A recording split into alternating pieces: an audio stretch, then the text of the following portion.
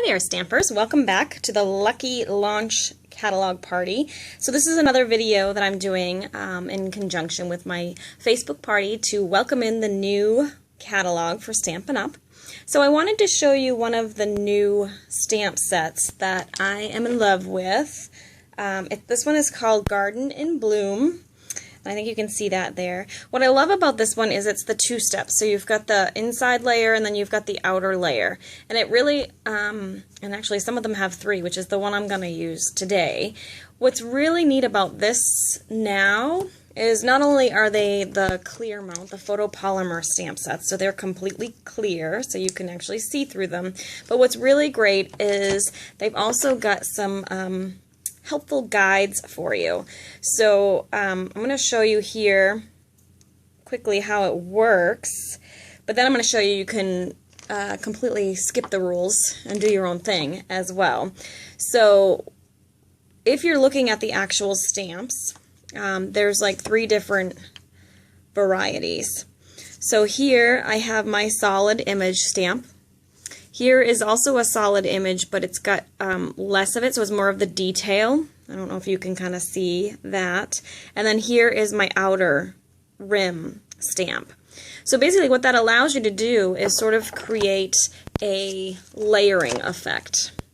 You'll also notice when you look at the stamps, there is little arrows on each of them. So what I'm going to do is I'm having all of my arrows point up towards the top of my block. And I know I've got two on one, so it's a little bit more confusing, but when you're using them, what you're going to do, I start with usually the full solid image, and what I'm going to do is I'm going to use my Lost Lagoon ink, and I'm going to stamp off on my grid paper first, and then I'm going to stamp on my cardstock, and I'm going to keep that arrow that I showed you, so this arrow here, I'm going to keep that pointing toward the top of my paper, and I'm going to stamp that down like so. Okay, so there I have my first little flower image. Now I'm going to take the next detail one, which is on the opposite side of my block. I'm going to ink that one up too, and this time I'm not going to stamp off, but I'm going to point the arrow of that stamp straight up again, and then I'm going to layer it right on top of the first flower that I did. So it gets a complete layering. And then finally, what I'm going to do is that final image, I'm going to take my Memento black ink and the outer rim image. And again, I'm going to take that arrow, I'm going to point it straight up on my cardstock, and I'm going to stamp it right over that image. So what that does is it creates a layering effect. So you get that cute little flower.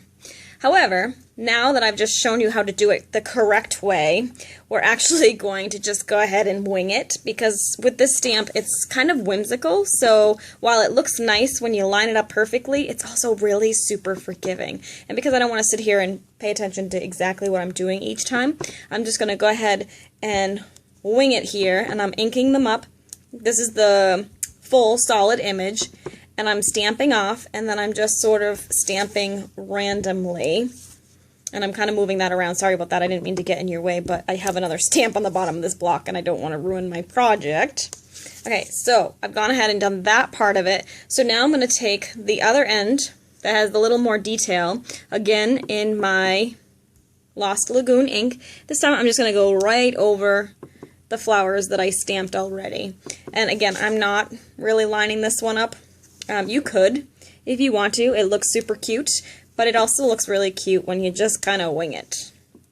So this gives you options. We all like options, right? So then I'm going to take the outer image, and again, I'm just completely winging it. And you can tell, like that one, if you look at it, it's completely, you know, there's some of the ink is missing in one side, but I like that whimsical sort of feel to these. So I'm just gonna go ahead and let it go. And if I knew more words of that song, I would sing that to you, but I don't. So we're just gonna go ahead and finish that up. So you can see there's all my little flowers. And now I'm going to take the, I'm going to take the Pear Pizzazz. So my color combo for this is Lost Lagoon, Pear Pizzazz, and Sahara sand, and also a little bit of basic black. This time I'm going to put in some leaves, so again I'm using the solid image leaves here, and then I'll go over it with the line art leaves. So it gives the inside and the outside of the leaves. And I'm just going to go ahead and first stamp my little leaves on each of the little flowers. And again, I'm not being super picky about where I put them, just kind of filling in the holes. And once I've done that, I'm going to just stamp that out a little bit, so if I happen to hit my paper when I do the other side, actually, you know what I'll do? I'll just take it off. Makes it easier. Now I'm going to take the Pear Pizzazz again. Oh, you know what? I should have stamped off that last time, and I didn't, but pretend I did. We're just going to go over this with the full strength pear. It'll still be cute. There's no mistakes in stamping, right? If any of you go to my classes locally, you know I say that all the time. Just opportunities for embellishing, right? Okay, so there we have our little pattern. Again, all very random. What I'm going to do now is I'm going to pull out that black by stamping my greeting in the Memento black. And I'm using, for my greeting, I could have used one of the ones in the stamp set, but I kind of wanted something more generic. So I'm using the greetings from Crazy About You, which is a great saying set. It's got everything you can possibly imagine. I'm taking the thanks so much, because who can't use more thank you cards? And I'm just going to stamp that up at the top here, like that, so you can see. And what I'm going to do is I'm going to take our new... Actually, it's not really new. We had this seam, it's not called seam binding, it's called, I don't know what it's called. Stitch satin, there it is. We had it before, but we had it in the in colors, and now we have it in all sorts of fun, different colors. So I'm taking the basic black, and I'm going to go ahead and wrap this around the front of my card. And just tie it in a little knot, because knots are easier than bows, right? And I'm going to straighten that out. Don't pull too tightly when you're doing your knot. That actually is what gives you that funky, here I'll show you, if you pull really tight, although this ribbon seems to be really good, you kind of get those sad little knots in the middle, and sometimes it will actually make them go all wonky. So what I like to do is kind of be a little looser on my grip, and it allows me to sort of have, well, we're going to leave this one now, but it's a little less stiff and sort of funky looking. But this ribbon's pretty forgiving, so I think you get the idea. All right, so there's that. I'm just going to kind of push that up so it's towards the top, so you can see. Then just a little bit of snail adhesive, and this piece of paper here, if you're looking to copy the measurements, is 3.5 by 4 3/4, and then I'm layering that on a 3 3/4 by 5-inch piece of Pear Pizzazz. So you get that, and now we're going to take our cardstock strip. This is just a 8.5 by 11 sheet of cardstock cut in half the long way at 4 1/4, and I'm going to fold that in half, and since my bone folder is right here, we'll take that and give that a good crease. And we're going to use some dimensionals.